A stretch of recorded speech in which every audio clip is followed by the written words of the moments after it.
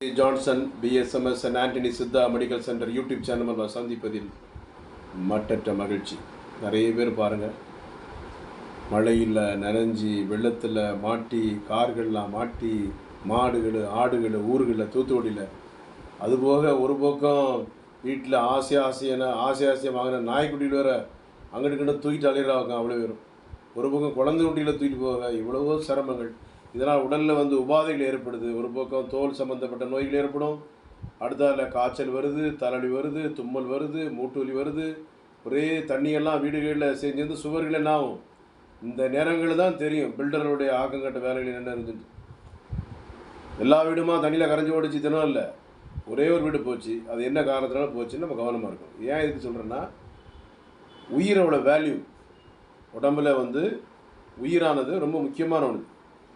அண்டத்தில் உள்ளதே பிண்டம், பிண்டத்தில் உள்ளதே அண்டம், அண்டம் பிண்டம் ஒன்றே அறிந்து தான் பார்க்கும்போது.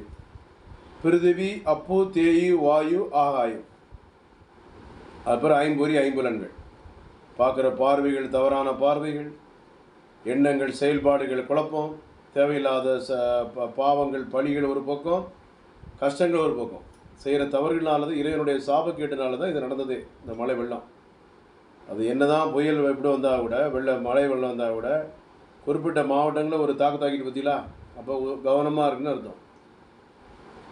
இயற்கையை நேசிக்கணும், ஒருத்தருக்கு உதவி செய்யணும், தான் வாழ பிறரை கெடுக்கக்கூடாது, நல்லது நினைக்கணும், நல்லது செய்யணும். அப்போ தான் நல்லது நடக்கும். கோயில் குளத்து போய் எங்கிட்ட பல்ட்டி அடி சுற்றினா கூட ஒன்றும் கதை நடக்காது.